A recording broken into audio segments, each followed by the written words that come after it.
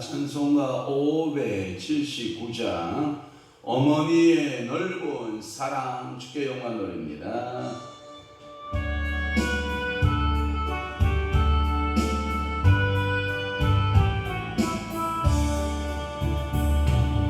어머니의 넓은 사랑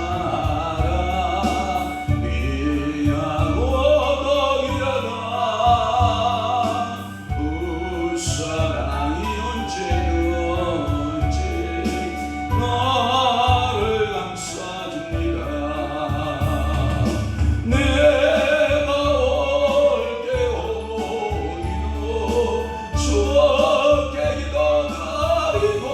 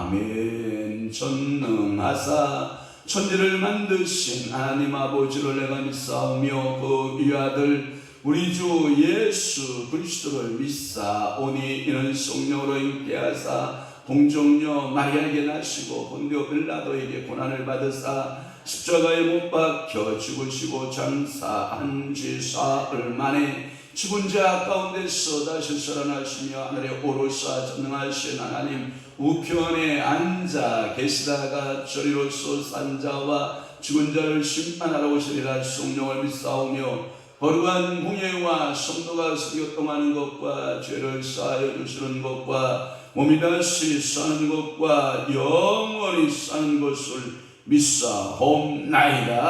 아멘. 내 아들아 내 말을 지키며 내 계명을 간직하라. 내 계명을 지켜 살며 내 법을 내 눈동자처럼 지키라. 그렇습니다. 오늘도 지혜 취하면 하나님의 말씀을 지키며 계명을 간직하며 그 계명의 말씀을 지켜 살고 그 법을 눈동자처럼 지키고 사는 자가 참으로 지혜로운 아들인 줄 믿사오니 오늘도 하나님 아버지여 그 법이 우리를 지켜주시고 그 법을 따라 우리가 행하게 하시고 우리가 어리석은 길로 행하지 않게 하시고 음료의 길로 하나님 아버지 우리를 호리는 그 이방의 계집의 품으로 우리가 들어가지 않게 하시며 오늘도 성령께서 우리를 주가 되시고 성령께서 우리의 인도자가 되셔서 우리를 의의 길로 빛의 길로 인도하시고 성령 충만한 하루 되게 역사하시고 오늘도 믿음으로 살고 하나님 아버지 앞에 말씀으로 순종하여 살아내는 귀한 한 날리도록 우리 하나님께서 은혜 내려 주옵소서.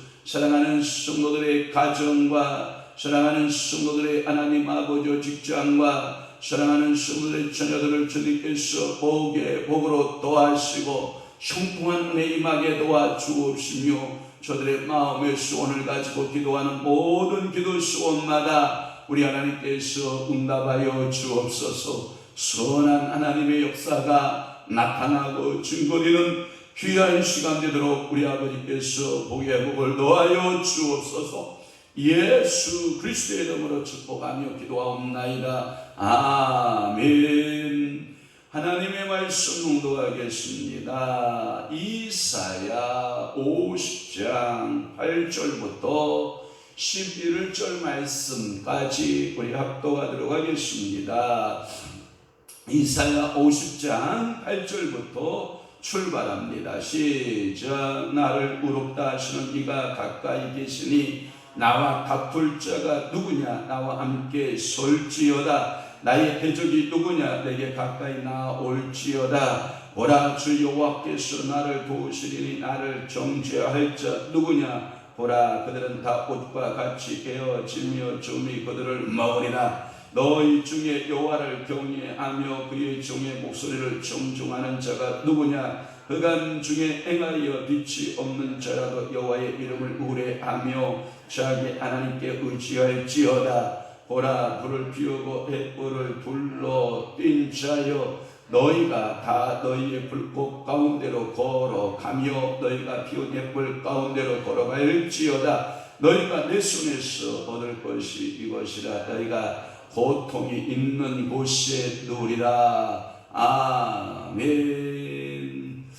오늘 이사야 50장 8절에서부터 11절 말씀을 중심으로 해서 여호와께 의지하도록 권면함이라고 하는 말씀을 통하여 은혜를 받겠습니다. 여호와께 의지하도록 권면하다라고 하는 말씀을 통하여 은혜를 받습니다.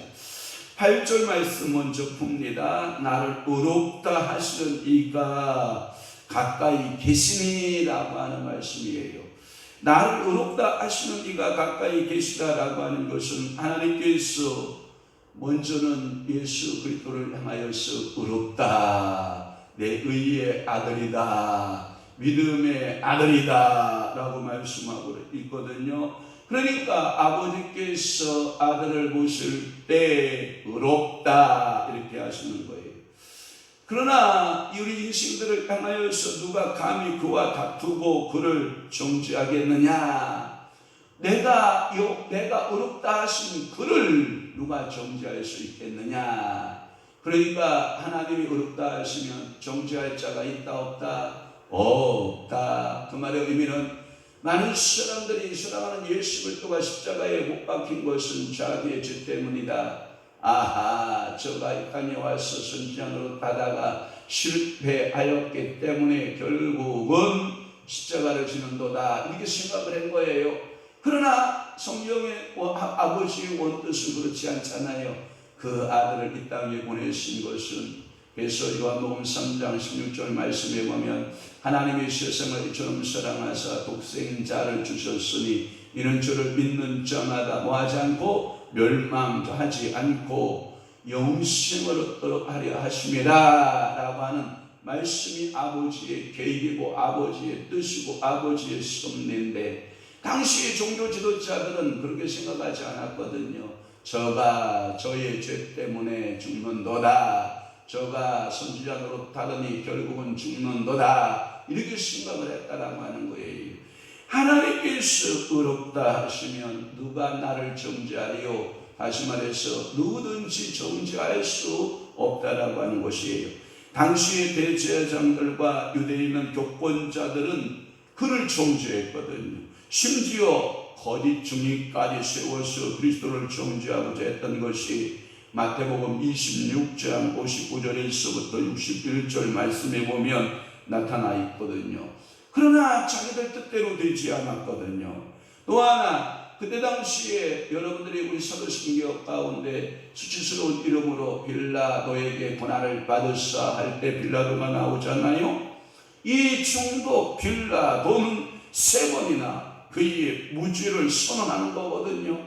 그 요한복음 18장 38절, 요한복음 19장 4절 6절에 보면 계속해서 그는 무죄를 선언했지만 십자가에 같이 못 박힌 한 강도도 그가 의인인 것을 고백하는 내용도 누가복음 23장 41절에 말씀하고 있거든요. 그는 참으로 의인이었거든요. 그럼에도 불구하고 그는 십자가에 달리셔야만 했다라고 하는 겁니다. 바울도 여기 메시아의 말씀과 같은 고백을 한 바 있는데 로마서 8장 33절과 34절의 말씀에 보면 분명히 그 아들은 죄가 없으시다. 그럼에도 불구하고 십자가에 달리신 것은 자기의 죄 때문이 아니라 죄인들 우리를 구원하시기 위한 하나님의 사랑이셨다라고 하는 말씀이에요. 그러니까 오늘도 여러분들이 믿음 가운데 담대함 가운데 살아낼 것이 뭐냐? 나를 의롭다 하시는 누가 정죄할 자가 있다 없다? 없다. 오늘도 그 믿음 그 의가 여러분들을 새롭게 하고 여러분들을 힘있게 하고 여러분들이 이 세상에서 힘찬 발걸음을 내디딜 수 있는 근거가 있다면 우리 주님께서 나를 의롭다 하시고 우리 주께서 나를 가까이 하신다라고 하는 그 사실을 알게 되면 발목에 힘을 얻고 어깨에 힘을 얻고 허리에 힘을 얻고 여러분들이 당당하게 오늘 하루도 믿음으로 살아내는 귀한 날 되시기를 주님으로 축원합니다. 또 하나는 9절 말씀 풀면 이런 것입니다. 그들은 다 옷과 같이 헤어지며 좀이 그들을 먹으리라 라고 하는 말씀인데 한글판 성경에는 뭐라고 되어 있냐면 좀에게 먹히리라 라고 하는 말씀이 되어 있어요. 메시아를 대적하는 자의 종국은 결국은 다 옷처럼 낡아질 것이다. 옷이 헤어짐과 같이 이 메시아를 대적하는 모든 세력들은 전부 다 옷처럼 낡아지고 쇠약하게 되며 좀에게 먹혀버릴 것이다 라고 하는 말씀을 하고 있는 거죠. 시편 35편 11절 말씀에도 그렇게 말씀하고 있는 줄로 믿습니다. 제가 교회사의 역사를 찾아보면 교회를 대적하는 예가 있어요. 여러분 이번 정부도 지난번 정부도 교회를 얼마나 코로나19라고 하는 감염병 예방이라고 하는 것 때문에 교회 예배 못 드리게 하는 수많은 일들이 벌어지고 있었잖아요. 교회들마다 얼마나 고통의 세월을 지냈는지 몰라요. 참으로 고통의 시간들을 보냈다고요. 결국은 그 정부는 이어가지 못하고 다른 정부와 함께 정권 교체가 이루어지는 그러한 결과물을 가져왔거든요.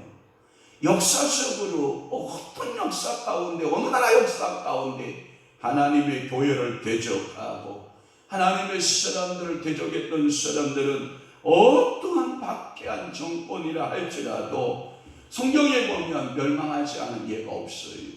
그러니까 우리는 두려워할 게 뭐냐? 첫째, 하나님께서 세우신 교회를 귀하게 여겨야 된다. 두 번째, 하나님을 섬기는 하나님의 자녀들을 우리는 어떻게 해야 된다? 귀하게 여겨야 된다. 결국은 교회를 대적하고 성도들을 핍박하고 박해한 정권은 역사적으로 남아있는 정부가 있다 없다? 전혀 없다라고 하는 것을 우리는 알게 되는 것입니다. 그렇습니다. 오늘도 그러기에 여호와께 의지하라. 여호와의 그 보내신 자 그 아들을 마음에 모셔드리고 영접하고 안영하고 그 아들과 함께 동행하고 동거하는 삶을 살아라 라고 말씀하고 있는 것입니다. 10절 말씀 드리겠습니다.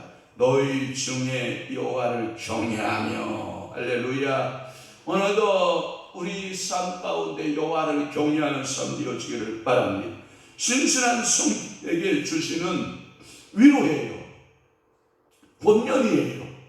그 말의 의미는 뭐냐면 너희 중에 여호와를 경외하며 라고 하는 10절 말씀에 보면 그의 종의 목소리를 정족하는 자가 누구냐? 흑암 중에 행하여 빛이 없는 자라도 여호와의 이름을 우려하여 자기 하나님께 의지할지어다.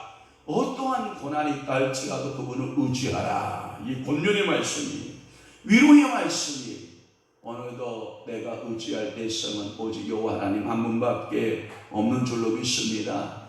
나를 핍박에서 환난에서 고난에서 아까도 우리 사모님 제가 예배드리러 오려고 하니까 그 사장님이 모습이 참으로 안 좋게 변화한다라는 말을 저한테 몇 번 했거든요. 참 왜 모습이 저렇게 안 좋게 변화할까? 자기는 잘 모르거든요. 근데 옆에서 보면 그 모습이 좋은지 나쁜지가 금방 이렇게 드러나잖아요. 근데 저한테 몇 번을 말을 해요. 아주 모습이 흉악하게 변화가고 있다. 파리해지기 시작하고 사람 꼬라지가 안 된다라는 말을 저한테 몇 번 하더니 결국은 폐에 물이 차기 시작을 하고 폐 결핵에다가 그러니까 그게 모습이 그렇게 안 좋은 모습으로 변해갔거든요. 왜 그러냐? 저한테 그 얘기를 전달하길래 제가 한마디 했거든요. 하나님께서 그 영혼 부르시는 것이니까 사모님은 책임지고 그 영혼을 주께로 인도할 사명이 있다. 그래서 안영혼이 지옥 갈 백성들을 불러서 뭐예요? 천국 가게 하고 그 사장님 모습을 보면 늘 담배를 물고 살거든요. 그러니까 여러분 폐라고 하는 기능이 뭐하는 기관이에요? 담배 용기가 들어가면 여러분 아시잖아요. 니코틴이 폐에 구석구석에 끼기 시작을 하고 폐가 정상으로 작동하지 않으니까 결핵균이 들어오면 그 결핵균을 이겨낼 폐가 이미 있어요? 없어요? 없어요. 그러니까 결국은 결핵이 들어오고 마는 거거든요. 사랑하는 성도 여러분, 오늘도 하나님께서는 그 영혼을 위로하시기 위해서 하나님께서 병을 통해서 그를 부르시고 계시는 거거든요. 그게 하나님께서 이제는 뭐예요? 야, 너 그만 담배 먹고 담배 끊어버리고 주께로 돌아와라. 너 이제 네 생활 청산하고 주님께로 돌아와라. 그리고 주께로 돌아와서 믿음 생활하고 주께서 돌아와서 신앙생활하면 여러분 사람들이 희한하게 뭐냐면 그렇게 거무튀튀가고 다리에 가며 그렇게 이 피부가 안 좋았던 사람들이요 담배를 끊게 되면요 피부가 하얘지기 시작하고 갑자기 몸이 좋아지기 시작하고 그리고 몸에 살이 쪄서 얼굴이 하얘지고요 사람이 딴 모습으로 바뀌어가는 것을 알 수 있어요.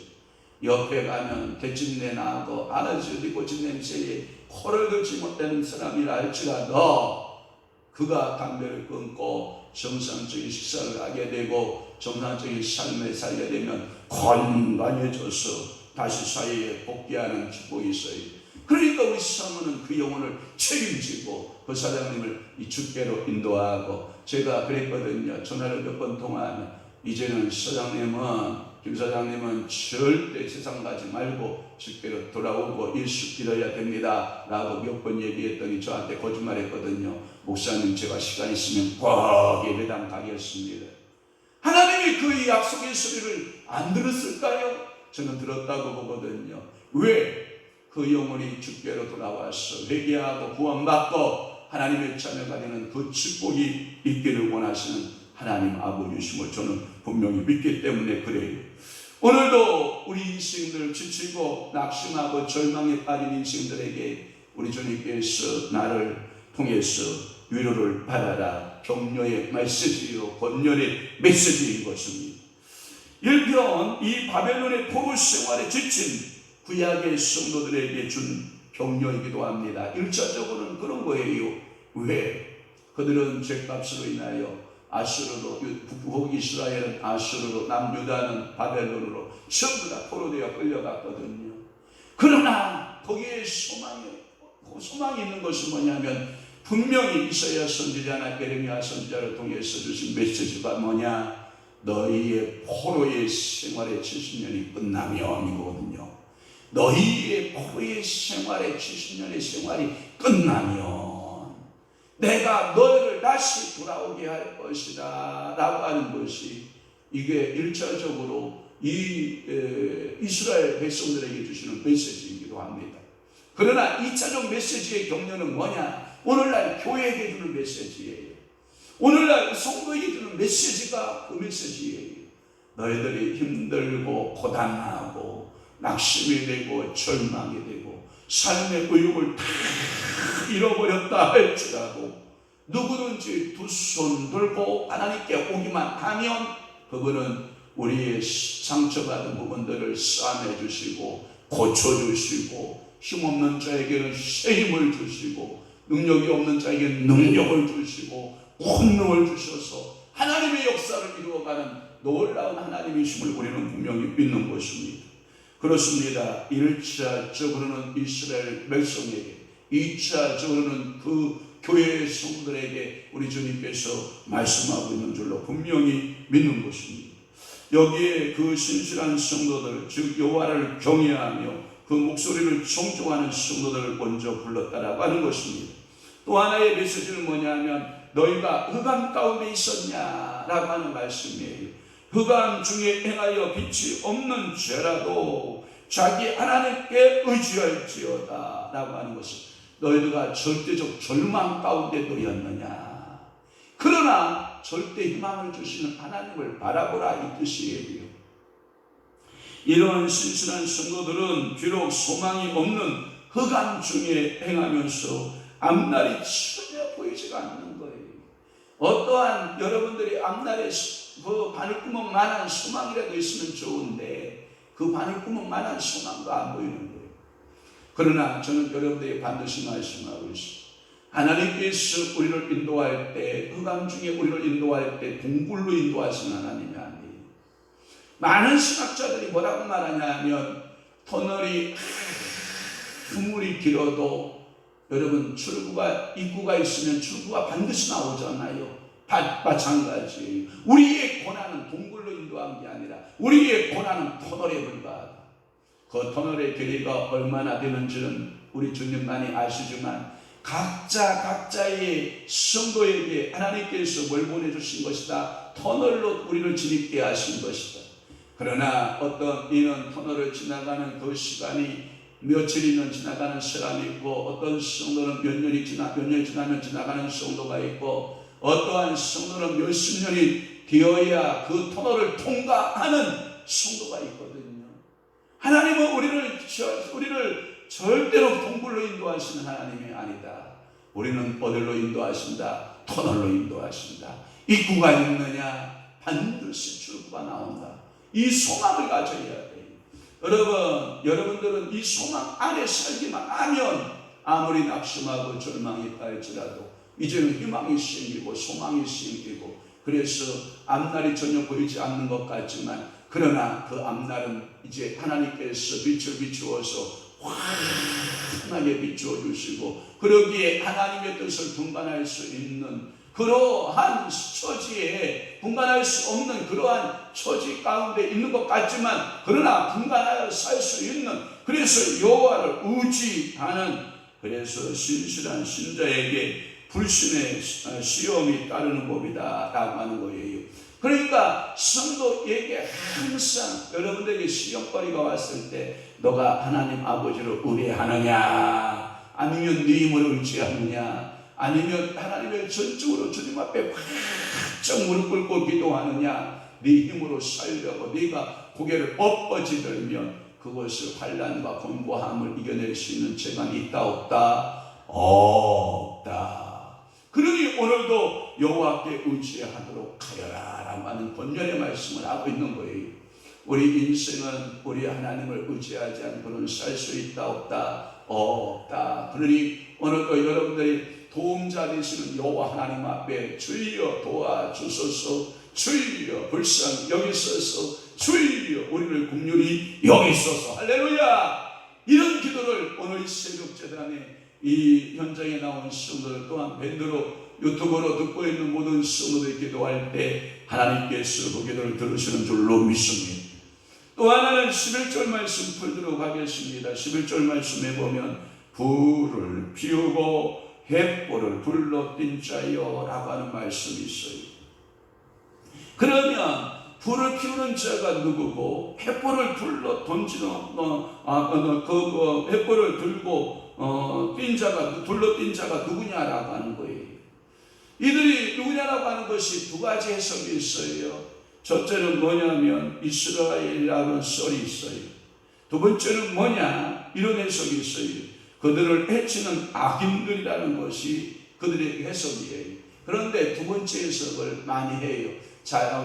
불의 의미 가운데 자신의 빛이다 라고 하는 또는 저 스스로 세운 방법이라는 의미가 있는데 이것은 칼빈의 해석이에요. 두 번째는 뭐냐면 성도들을 해치기 위해서 피운 불이다라고 하는 그러한 그 해석을 hitch나 너는 너블이나 또는 텔리치나 이러한 그 해석이 나누어지는데 보편적으로 두 번째 해석을 말하고 있어요. 그러니까 뭐 첫 번째 이 불, 또 하나 그 이스라엘을 해치는 또 그들의 악한 세력들, 대적들 이렇게 보아도 과언은 아니에요. 그런 잘못된 해석은 아니에요. 또 하나 성도들을 해치기 위해서 그 피운 불, 그것도 해석을 그렇게 해도 그것은 틀린 해석은 절대 아니라고 하는 거예요. 너희 불꽃 가운데로 들어가며 라고 하는 말씀은 뭐냐면 그들은 자신의 악에 스스로 보험을 받아서 그 슬픈 심판 중에 빠져서 누울 것이고 그것이 하나님의 그들에게 대한 마지막 심판일 것이다. 그러니까 우리를 대적하고 우리에게 고난을 주고 우리에게 악함을 떨었던 그 수많은 대적들을 어떻게 하신다? 하나님은 뭐 하신다? 심판하시는 하나님입니다. 그것을 말씀하신다. 그러니까 오늘도 우리가 하나님께서 우리를 영원한 천국으로 인도해 주지만 우리를 괴롭히고 우리를 악하게 하고 우리를 지옥으로 끌고 가려고 하는 악한 세력이 결국은 사단과 마귀와 귀신이 어디에 들어가요? 불로 들어가듯이 악한 이들도 그들을 따라서 다 그들의 쓰임받은 아수이기 때문에 어디로 들어가요? 전부 불못으로 들어가고 이거 요한계시록에 보면 무종행으로 처음부터 그들을 집어넣고 심판으로 끝나는 것을 우리는 볼 수 있어요. 사랑하는 성도 여러분, 그러기에 오늘 하루를 살아내면서 우리가 불같은 시험 많으나, 그러니까 이 악한 이들의 불같은 시험이 있다 없다? 있다. 그래도 누구를 의지하라? 여호와 하나님 아버지를 의지하라. 그리고 그 하나님 앞에 그 위로를 받고 쉼을 얻고 능력을 얻고 이 세상의 악한 세력 가운데서 얻어가라. 승리하라. 이것을 권면하고 있는 거예요. 그러니까 오늘도 이 하나님 아버지를 우리가 진실하게 신뢰하고 믿음으로 살아내는 귀한 하루 한 날 되고 기도하며 살아내는 믿음의 한 날 되시기를 다시 한번 주 예수 그리스도의 이름으로 축원합니다. 축복합니다. 기도하겠습니다. 좋으신 하나님 아버지, 오늘도 이사야 50장 8절에서 11절 말씀을 중심해서 여호와께 의지하도록 권면하시는 귀한 메시지를 우리에게 주시오니 감사합니다. 우리는 어렵고 힘들고 고단하고 참으로 낙심하고 절망할 때에 우리 여호와 하나님은 나의 위로가 되시고 우리 여호와 하나님은 나의 격려자가 되시고 우리 여호와 하나님은 나의 권면자가 되셔서 오늘도 그 어둠 가운데서 일어서게 하고 불같은 시험 가운데서도 우리를 일어서게 하고 우리를 믿음으로 승리케 하시는 좋으신 하나님 아버지 감사합니다. 찬양하며 오늘도 그 연단 이겨나가게 하여 주옵소서. 기도하며 인내하며 신앙의 승리자로 하나님 아버지 앞에 세움받는 귀한 인생으로 우리 아버지께서 복의 복을 더하여 주시옵소서. 이제는 우리 주 예수 그리스도의 은혜와 하나님 아버지의 극진하신 사랑하심과 성령님의 감화 교통 내주 이루 역사 충만하심 오늘도 여호와 하나님만을 의지하고 믿음으로 승리하고 말씀대로 살아 하나님 앞에 영광 가운데 살아내기를 원하는 사랑하는 귀한 성도들 심령 위에와 교회 위에 이제부터 영원토록 함께 있을지어다. 아멘.